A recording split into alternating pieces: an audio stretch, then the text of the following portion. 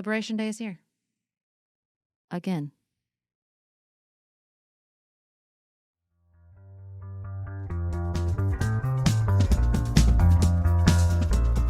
Beth, do you feel liberated? From a world where it was easy to get the things I needed at relatively low prices quickly? I guess so. Sure. This is our third Liberation Day. I'd kind of forgotten about that. Right. Election we were Day was the liberated first on one. Election Day. Mm-hmm. And then we were liberated on Inauguration Day. Right. Wonder what we'll be liberated from next. Do you feel thrice liberated? Now that is a question. I feel thrice something. Well, the liberation was bolder. That seems like a really kind spin. It's very generous. I'll do that now because that's probably as generous as it's going to get than anyone expected. We have gotten 10% across the board on all countries starting on Saturday. Because it's an emergency. It's an emergency. It's an economic emergency. This is not negotiation. This is an emergency. That's what his advisors are saying. Do you understand what the emergency is? Yes, I believe the emergency is that we no longer live in the 1900s where there was a massive manufacturing base in the United States economy. It's a long emergency. The emergency has been here for a while. That's where I struggle, right? Because everything's an emergency right now. I've read a lot of executive orders about all the emergencies that we're living in. Everything's a war. Everything's an emergency. Everyone's a threat. And I'm trying to understand whether emergency means anything other than we don't like it anymore. Mm-hmm. I don't think so. Okay. So they told us. Well, they didn't tell anybody much. That's the first thing. They didn't even tell the Republican Party anything. They had no talking points. Nobody knew what this was going to look like. I read some analysis that was basically this is giving first Trump administration. Little last minute, little slapdash. Mm-hmm. So they were really supposed to be based on each individual country's tariff rate. But really, it looks like they just did quick math on the trade deficit. I guess doing it the way they said they were doing it took more time than they had. That's my best guess. It was a little more complicated math, a little more complicated analysis. Didn't have time for it, even though they've been talking about tariffs for a very long time. They're getting down to the wire. So let's just do let's just divide. Let's divide trade deficits and we'll take it from there. I have a different theory. Okay. Because if it were just going to be reciprocal, you wouldn't do any math at all. You would say, how much do they tax our stuff? Okay, we'll do that. If it's a bunch of different rates for a bunch of different things, maybe you do an average. This, I think, took more work because I think they wanted higher numbers. And I think the trade deficit is what Trump has mostly always cared about. You know, he's talked about that since he started running for president the first time, that America shouldn't have these enormous trade deficits with other countries. We should have trade surpluses everywhere. And so I think this got him to the kind of inflated, shocking numbers he wanted. And I think he didn't talk to anybody about it because he was producing. He brought a chart out, right? He was proud of what he put together yesterday. That was the Rose Garden. That was the charts. I mean, there is a lot about this that gets to his kind of apprentice background. And so I think the trade deficits were necessary to get him up around 50% with China, for example. Yes, there was a lot of analysis that basically said sometimes what Americans want to buy from a country is different from what that country wants to buy from us. And the example used was Japan and America. Beth, I have recently been to Japan. I can tell you why the Japanese don't want to buy from us as much as we buy from them, because they make stuff with a high emphasis on quality. I'm not saying that we're like lazy and slapdash. I'm just saying it's a different country. They have different resources. They have a different culture. To me, that's what's so simplistic about this. It's like, of course, there's going to be trade deficits. We're all good at different things. We all have different resources, different cultures that we're exporting, different foods we grow, different foods and products we're better or worse at producing based on climate, based on any number of things. The brilliance of this global economic order is that everybody can depend on their particular strengths and be rewarded for their particular strengths. And he just reduces everything down to such a simplistic. Again, it's not about diversity, certainly not through strength through diversity. It's if I'm winning, you're losing. If you're winning, I'm losing. There's an apples and oranges quality on our side, too, because what we export is mostly services. Mm-hmm. That is a real thing and a real problem, perhaps, that Trump has been good at speaking to. There is something real in the fact that America mostly exports services and imports goods. Okay? That might mean that our economy is out of balance in some ways. I think it probably does. That's why the math doesn't math, though, because he is trying to tie this to some logic other than my worldview is that America should make more stuff. And he's doing it in this way that prevents America from making more stuff, because making more stuff requires years of planning and a belief in the stability of our political landscape to do the kind of investment necessary to bring more factories online to make more stuff here. Now, there are a lot of complex reasons why companies haven't been doing that and might not want to do it in the future, and that might not be the vision that Americans actually want if we sit and think about it for a second. But I keep thinking about him in this administration as doing everything at like a pornographic level. It's not just that we see a problem and we want to address it. It's that we want to address it in this on steroids, distorted version of reality way. If he wants America to make more stuff, there are a lot of tools at his disposal to help us get there. This is like, I am big mad and I'm going to show everybody with my big chart how big mad I am. It's the same thing with immigration, with the deportation of the gangs. It's not just I want to address crime or I want to address people coming into this country and exploiting that opportunity. It's I'm going to put them on planes and banish them to an absolute hellhole where we can't find them again. Every single thing they're doing right now is having to be done to this degree that I think is just ruinous. And that's what I see in these tariffs. I hope I'm wrong, but this looks ruinous to me. Well, and look, let me speak as transparently about my personal values and policy preferences, okay? It's not just 10%, okay? These are on top of any tariffs that are already in place and any sort of reciprocal tariffs that come about. So China is looking at an enormous amount of tariffs.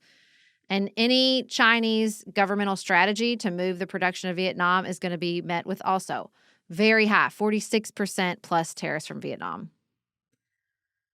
If this prevents Americans from ordering buckets of fast fashion from Shein and Temu, I'm not going to be sad about it.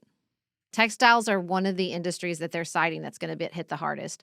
If this decimates fast fashion,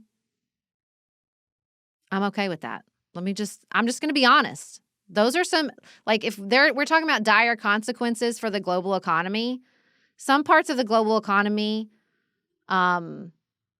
externalize those externalities we were talking about in ways that have caused a great amount of harm. Do I think he cares about any of that? I do not. But if some of these unintended consequences, I'm not going to hate. I hate Shein. I hate Temu. I think they're terrible for everyone involved.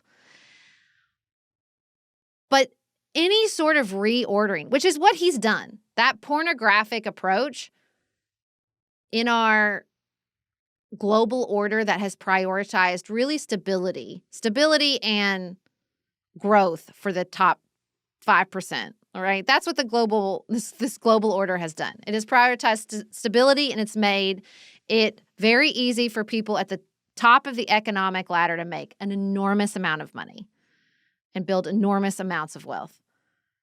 And that prioritization of stability And the fact that it is propped up by people with lots of wealth and power, to reorder it was going to be dramatic, right?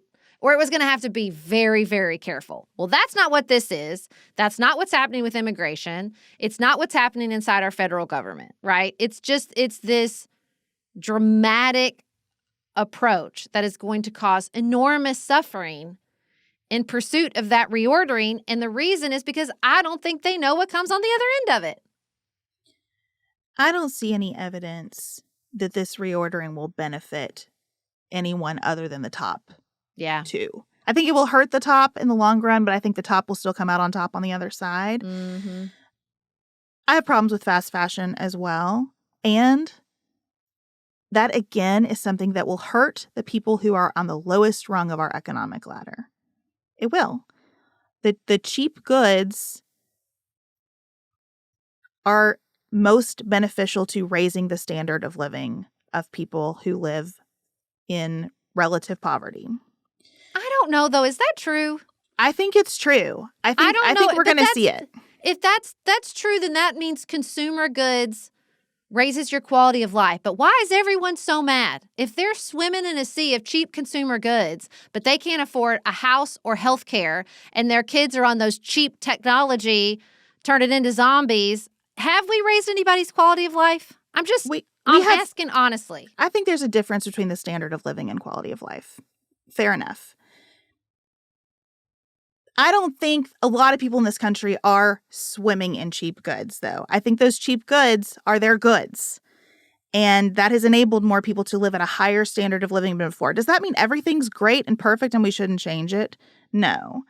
But I do think that the people who are going to get hit hardest by all of this are the people who are already hit hard by the economy. No, I agree with that. But I just don't think it's because they're going to have less access to cheap consumer goods. I think it's because the food's going to cost more.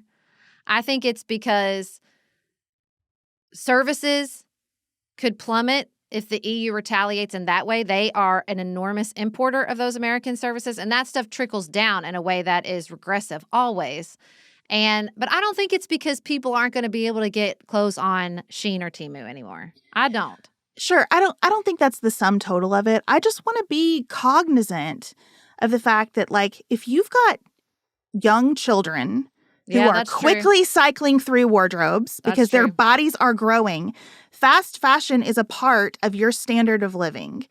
This is going to hurt people. Yeah. No, that's true. That's true. I mean, I think that because here's the thing. That's what I was thinking about when you're talking too. It's because it's one thing when, you have a right to repair, or you have access to any sort of, old school home ec education. Like, my mom used to whip up an outfit in the morning. That's not a skill people have anymore. I think that's I would like to get to a place where people have access to better things that last longer. But like that said, this is not what he's doing. He's not building a road. He's not giving people the right to repair their electronics so they still have access to what it means to have a modern life right now. He's not saying, okay, well, let's work with cotton growers in America so that people can have, you know what I'm saying? Because if you want to go sew something now, it's expensive. Fabric is expensive, so it's and keeping high quality goods that you could maybe stretch out. You're plunking people in the middle of something they've depended on, which is just being able to buy new if they need it, and not giving them any tools that we used to have around repair, replace, mending, any of that, as far as just consumer goods. This is why I used to call myself a conservative, because the federal government's tools tend to be really blunt instruments with really far-reaching consequences. So we're off on a tangent now about textiles because that's one component of what's going to get hit by these sweeping announcements. If the goal of the federal government is to say, you know what, fast fashion exploits a lot of people, it's bad for the environment, it's ultimately bad for quality of life here in the United States, and we want to fix that, then you go at targeted solutions to fix that. And you've named a bunch of ideas for what those targeted solutions could be. This isn't targeted at anything. There's nothing being targeted here. The whole world is included. Every news outlet this morning is focusing on the fact that they included islands with no population in this list of tariffs. Penguins. Just There's penguins. some ones with penguins. Right? Why are we mad at the penguins? And that's very clickbaity, but it also does make the point that this isn't targeted at anything. Yeah. I mean, you see an exception from Canada and Mexico only because they've already been hit so hard by these reciprocal tariffs. And I think because car makers came, and it's just the last person who talked to him, like, came in and were like, you can't do this. Like, this will decimate everything. And, like, I think that in broad strokes, I had this conversation last night with someone, especially people of our age, because I don't know about you, but I really remember it's a part of my childhood, the Made in America campaign. Mm-hmm. I think in broad strokes, people think, yeah, sure, I want more things made in America. Then you better be prepared for it to cost more. You better be prepared for your waterways and your air to have some factories polluting it. Or maybe not. But, like, I mean, that's the externalities, right, that cheap goods extract. These economies, some of these countries have taken on those externalities so that we can have access to this stuff. And so if we want it all to be made here, then we better be prepared to take on some of those externalities and pay more, because it doesn't even matter if we figure out the externalities around production. We just want to make more money. We cost more as labor goes. And so, like, he just doesn't have a vision for that. And, like, propping up manufacturing in your country, like, again, ask Germany how that goes. Like, they're in trouble right now as AI rolls out. There's no AI product coming out of Europe. Y'all criticize this. You're right about that. But why is it? Why is it? Because Europeans this is what's so bananas to me. They're like, they did it and it's not fair and it doesn't work. Now we're going to do it. I'm like, wait, what? That doesn't help me make it make sense. Help me make it make sense. Well, everybody's going to retaliate. So that's step 2, right? Trump talks about this as though none of these costs will be passed on to consumers. Yeah. When they will be. And as though no one else has any tools at their disposal. And the European Union is talking about restricting our banks from access to certain markets. Whew. You want to talk about reordering the economy? That is wild to consider what that could mean, and the way that could change access to credit. Like, it's hard for me to conceptualize all the ripple effects of something that is this blunt. Well, I mean, he should recognize that. Isn't Deutsche Bank that bailed his butt out so many times? Over and over. I mean, here's the thing. The danger here, because the European Union is also using some very pointed language about, like, China, don't think you're going to come dump your goods here. Because I think the most positive response would be some coordination. You would see coordination. You would see people moving closer to China and farther away from us, which you will see individually. Yeah. I think absolutely. You're going to see people go, you're not dependable, we're going to China. But what would be even smarter is a level of coordination so that we're not in these like Europe has a trade war with the United States and they have a trade war with China, and China has all these to have some level of coordination, which I think if this was happening in like 2009, maybe not 2009, that's probably too close to the recession, but like 2012 or 2005, like I think you would have seen that. But right now, post-pandemic, with the instability that all this populism and anti-incumbency has sort of washed across the globe, I think you're less likely to see that. You're less likely to see coordination that could wrap this up sooner. I think what I'm worried about is that there will be just spiraling trade wars, not only between the U.S. and the world, but between the U.S. and everybody else. And I think what's so striking, like this graph that the New York Times has on its homepage, is that you just see everybody's splitting off. You just see decoupling. Up until the Trump administration, you see these global markets sort of rising and falling together. And now you see Germany going way up and then falling, but not as steep as the United States and Japan. Like, you're just seeing everybody kind of splinter apart. And that's where global economies, when they're splintered, people have a lot less to lose in global conflicts because they're like, well, who cares? Who cares if I have a war with you? Because we're not trading partners. I don't have any economic skin in this game. And that's where you go back to, like, The old days, the old days, where the world was defined by that sort of, you know, I don't know if anybody remembers what we called them, world wars, for a reason.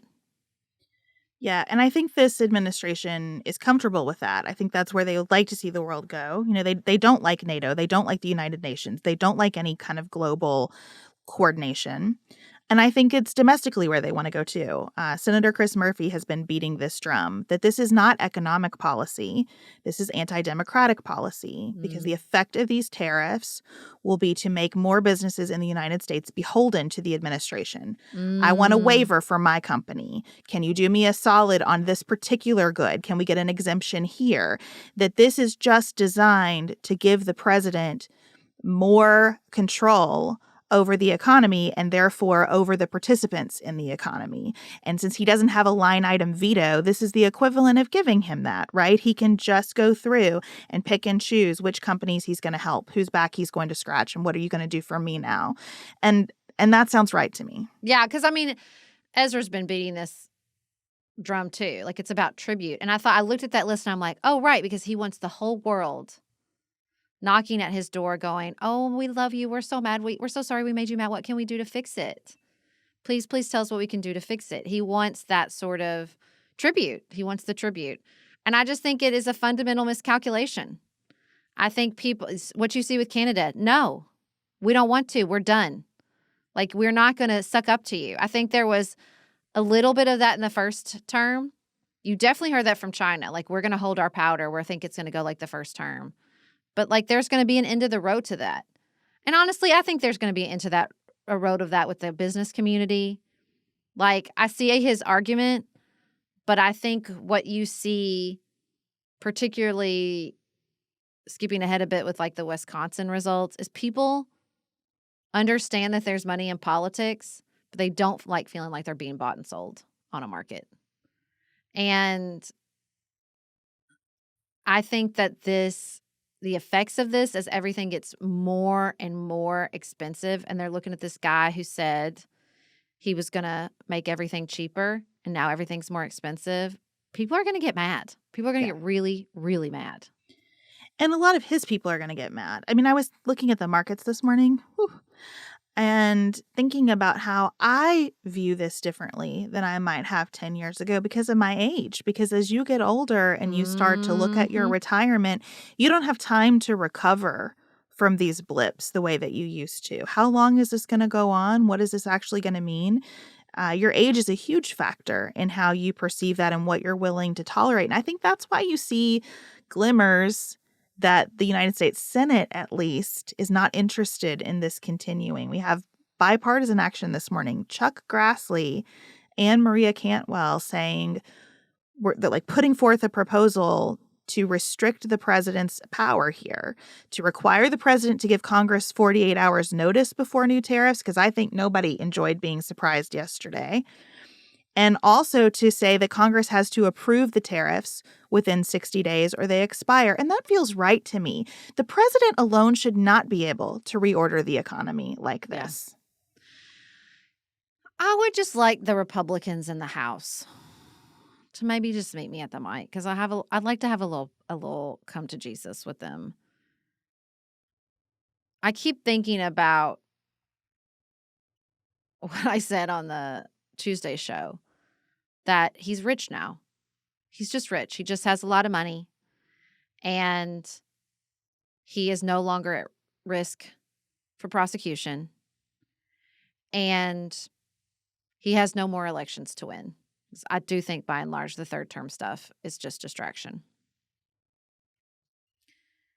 And I just want to say to these people, as you think about that, and you look at the results in Wisconsin and Florida through these special elections, understand that he has very little skin in the game. He is not thinking about you. He is not thinking about the future of the Republican Party. I think it's just, I hate to be this dismissive, but I think he's just playing king, because what else does he have to do? He's not protecting himself. He's not trying to make more money. I mean, I'm sure he's always trying to make more money. But you know what I mean? I think there was a real motivation in the first term, particularly by the end of the first term, and most certainly in the last 4 to 5 years, that like, I could go broke or I could go to jail. Well, that's over. You know, he's the big winner. He's been the big winner. He doesn't have to be the loser. He's the big winner. He's got money. He's not going to jail. So like his core motivations are sort of occupied. And so now we're just getting to see what happens when you give him a whiteboard. He goes after his enemies, not surprising. He's going to play with the economy because he thinks he's a genius CEO. But he doesn't care about how this affects you guys politically. Can anyone, literally anyone, see that? I mean, I think some senators can. I just hope that people in the House can. Yeah, I hope that people in the House can. You know, I was impressed that Rand Paul has been out there telling everyone who will listen that tariffs are bad policy. I'm impressed that Mitch McConnell and Lisa Murkowski and Susan Collins voted with Rand Paul against tariffs on Canada. I'm impressed that Rand Paul is telling people, hey, more fentanyl goes from the United States into Canada than comes the other way. This is not about what they say. It's about open your eyes. I called Rand Paul and Mitch McConnell this morning, their offices, to say thank you for and look, that is a representative government function because Kentucky bourbon is suffering now. Kentucky bourbon is suffering. Who's building a new bourbon distillery, and I am terrified for her. There is a fairly new bourbon company here who just did a mass round of layoffs. Like, we are suffering in Kentucky because of this policy, and that's what our senators are supposed to do. Susan Collins will tell you she is worried about Canadian lumber and pulp because of companies in Maine, and that's their job. Yep. So I think there is a limit on how far they're going to let this go, and I hope that we see it fast. I'm really encouraged that Chuck Grassley is on this legislation with Maria Cantwell. Like, that Congress does need to step in here and exercise its power and tell him you're not the king. I understand that a lot of guardrails have come off for you and we took them down ourselves. It's time for us to build some of them back up. Because it's going to have to come from the Republican Party. Yes. You know, we've been listening to our 10 years of episodes in preparation for our big anniversary. And I just feel like what I bump into over and over again is the realization that, like, this was up to the Republican Party the whole time. His most successful venture, as Maggie Haberman says, has been to take over the Republican Party. And I think the more political feedback they get, although it's been true, so I'm hoping it's the political feedback in combination with the reality that he's 78 and you don't honestly think, how long can you ride this horse? How long can you ride this horse? Because I know when he's at the top of the ticket, y'all ride high. But when he's not, you don't. So how long are you going to ride this horse? How long are you going to let people suffer? $3,000, this is what the Yale Budget Lab says, $3,000 basically, at $3,800 every household, this is what it's going to cost them. I think that's probably a little generous, depending on what you're talking about. You know, in Kentucky, we're just allowing 15-year-olds to drive and get their permits. Whether or not that's good policy, I'm willing to debate, but there are going to be a lot of people trying to buy cars. Going to be a lot of people trying to buy cars. And so it's going to be so expensive. And I just don't think he cares. I think the motivations are so shallow. And the sooner the Republican Party figures that out, the better. I think that the Republican Party you're exactly right. They have been riding with him because they got something for it. I think it is going to become a liability. I think we're turning into that space. Well, Elon already is. We know that much. Elon already is. This is the only relevance of the third term talk to me. The judiciary, which Republicans have made over for a generation. In their image, yep. Those folks also want to have power. They want that to mean something. People have been riding with Trump to increase their own power, not to decrease it. And at some point, if he keeps taking and taking and taking, the bargain doesn't work anymore. And so him floating the third term, I think you're exactly right, is to distract from other negative things in the news cycle. But I also think it sends a message to judges that he is going to present crisis after crisis after crisis. And he is openly saying he just doesn't care what's constitutional. He just doesn't care what's legal. And what I know about this Supreme Court in particular is that they intend to keep their power. So the more he pushes, the more pushback he's going to receive. I am so impressed with the district judge in the Eric Adams case. If you haven't been following this, New York City Mayor Eric Adams gets indicted by the Justice Department for corruption.